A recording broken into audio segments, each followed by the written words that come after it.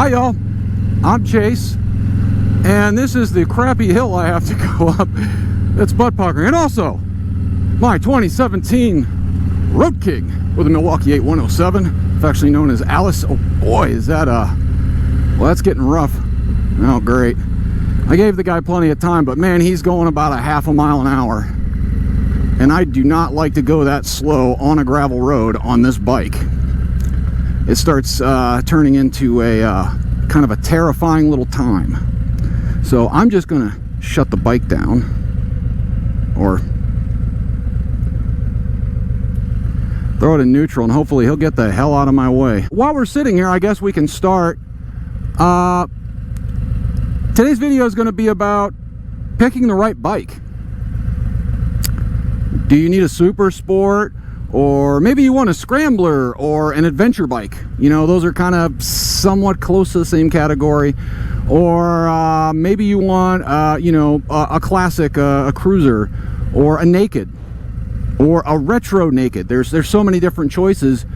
But I think what we're going to talk about is how most people choose the wrong one, and that person also includes me in those most people. If you have watched any of my videos, you see the kind of roads I have to go up.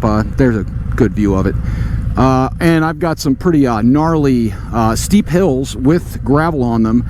Alice here, probably not the best suited bike for this kind of stuff. In fact, I'm not going to say probably, I'm going to say it is definitely not the best suited bike for this kind of stuff. That's for sure. This would be scrambler or adventure bike kind of stuff that you would want. That's the kind of, you know, bike you would want if you wanted to do this kind of stuff. Granted, most of my riding is on road, you know, paved or concrete road, but still this part is the most dangerous, probably the most dangerous part of my riding, or at least one of the most dangerous parts of my riding. So I probably didn't pick the right bike for this road, but overall I probably did pick the right bike. Now, here's the thing. In fact, before I got this, I had never picked the right bike. My first bike was a Sportster. My second bike was a Aprilia, a 750 naked shiver. My third bike was a ZX6 Kawasaki Ninja 600. Yeah, I kind of tried everything out.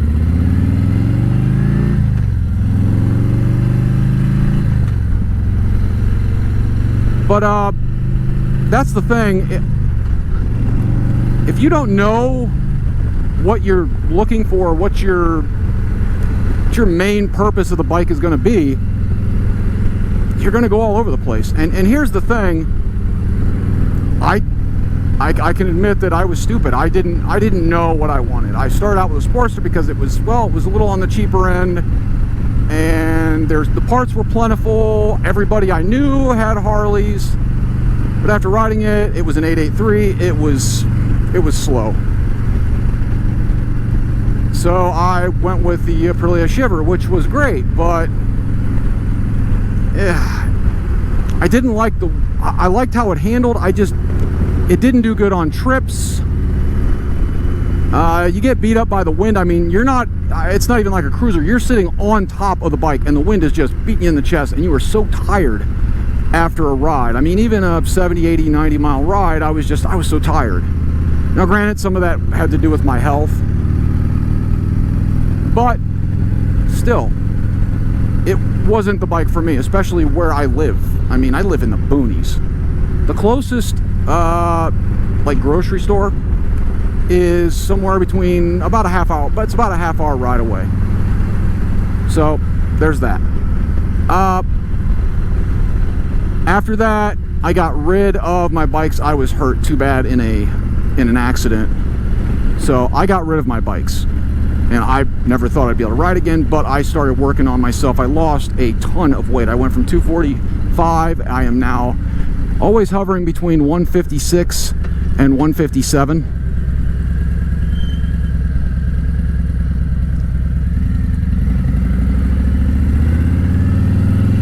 And I started working out more.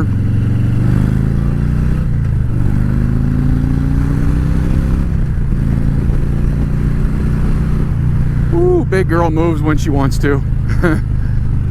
But I started working out. I got myself together enough to where I could ride again.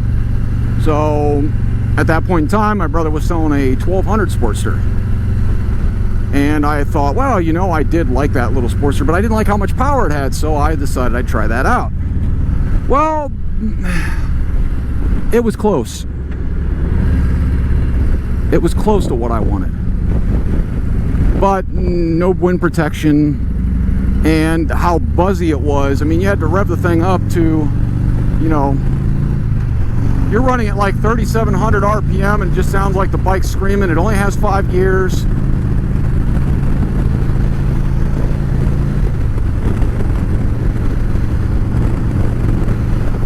So it wasn't the correct bike. So after that, I thought, well, I'll just get the next size up. That would be perfect. I'll throw a Road Warrior fairing on it from Memphis Shades. And I'll make this Dyna into something that, you know, I can ride all over the place, which that's what I did. It already had the bags on it, so I said, screw it, this is going to be perfect. Unfortunately, though, a Dyna is not a touring bike. It's heavy, but it's not a touring bike. It was mostly comfortable, but it just didn't have the suspension and everything else. Now, I could have went and spent a ton of money getting that stuff upgraded. I think I even could have had, I think I looked into it and I could have like cruise control thrown on it. And I thought about doing that. But then you have to remember that on a motorcycle, it really almost doesn't matter what you do. You're not going to get that money back when you sell or trade in the bike. You just aren't. Maybe you can find some sucker that's really got a hard-on for that sort of Dyna or that sort of style that you went with, but don't bet on it. You maybe have a 10% chance of finding a guy that's just, he's got money burning a hole in his pocket. The stars have to align. It has to be a full moon. An eclipse needs to be, you know, the next day. I mean, you got to find a leprechaun and rob him. Your chances of finding something from that guy are not, you're not going to find that guy. I mean, if you do, great. And I'm sure there are people with stories that, oh, I found that guy. What an idiot. He paid me, you know, $5 grand more than what my bike was worth. Great. But that's not going to be what happens to a majority of people. So, after thinking about it, I went and looked at, you know, road glides and street glides, and I actually went and looked at a Honda Africa Twin, but it was like, it was, I don't know, I like Honda, but it was just too damn big for what I wanted. And I know that sounds strange because I'm on a 817-pound Harley. Yeah, I know, it sounds insane, but it was how tall it was. I thought about having to pick the damn thing up if I dropped it, and man, if you drop it, it goes all the way on its side. You have to pick up that whole almost 600 or 700 pounds and then put it back onto the tires and then continue to pick it up. So that's gonna suck. I guarantee you. This thing, it goes down, it's only about I don't know, a third of the way down. It's not all the way on its side, so it's not too bad. But I wanted to get it, but it just wasn't right. Now, if, I hate to say this and it sounds, you know, almost blasphemous, I do love Harleys and I guess I'm a Harley guy, but I like other brands too. I really loved my Aprilia Shiver, but how it was set up, it wasn't set up for any kind of touring or long distance. I really liked it. So right after I bought this, Aprilia decides they're going to come out with a that Touareg 660 adventure bike. I honestly, that's what I would have got if I didn't get Alice. I know it sounds blasphemous and horrible, but you know, for where I live, the road I live on, it would be perfect. I can tour on it. It has cruise control. It does well off-road and on-road. It would have been perfect. Now, I know I've left a bike out and I haven't talked about it, and that would be that Ninja 600 ZX6. Well, the problem with that bike was it was just, I liked how fast it was. It had great wind protection, but only if I was like this. And the seating position had you balanced too far forward, and it was just killing my back. My back and my neck, I mean, it was just too much.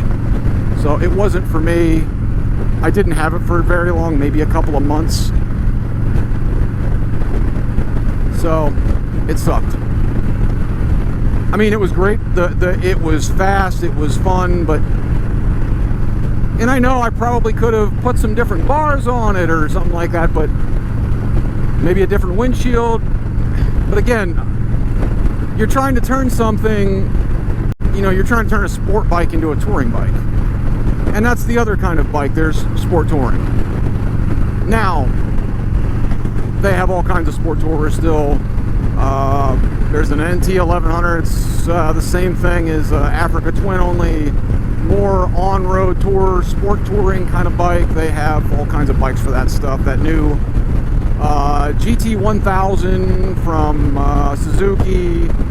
You can get all those things. I mean, there's the 1000 Ninja from SX from Kawasaki. Those appeal to me, but again, it's just, they just weren't going to do it for me, I guess. Something about them is just, I don't know, it doesn't attract me. If I want a sport bike, I'm going to just get a sport bike. So I wanted a touring bike, so that's what I went with. And I think the other thing that most people have to remember is, don't buy your bike on an impulse. If you can get some test rides, friends, family, if they're having a test ride day, like I did up at Indian and Canton, Ohio, that is probably your best bet to find out if you're going to like something or not. And honestly, I can be absolutely honest, those Indians, I like them. I'm not going to lie, I like them. Now, I didn't like them as much as my bike, but that does not make them bad bikes at all. I like them a lot. A few issues could probably be fixed that of what I didn't like, but really, I mean, they were great bikes. And you could tell they'd been thrashed on because, well, people aren't nice to rentals or free ride kind of things. So, I mean, they took quite a bit of abuse. But before you go and buy a bike, you know, I go out and test ride a few of them. Go home and think about it. Wait. You know, it's very likely that you will find that a few months down the road, you start thinking about a different bike. I guess that's just my advice on, you know, going and buying a new bike. Let me know what you guys think down in the comments. Did you mess up buying your first bike? Or maybe your second bike? A lot of people buy that first bike and it's just a learner bike, but, you know, first or second bike, did you mess up, or have you messed up a whole lot more like I have, and finally it took you a very long time to realize what you just had to do? Which for me was just, you know, get a Harley-Davidson touring bike and just quit playing around. Like, comment, subscribe, click that ding-a-ling to be notified of any new videos I'm coming out with. All that stuff helps with the YouTube algorithm. Thank you for watching, and if you subscribe, thank you. And if you haven't subscribed, please. It is free. I post videos twice a week. If you have any questions, if you make a comment, I read every comment. Bye, y'all.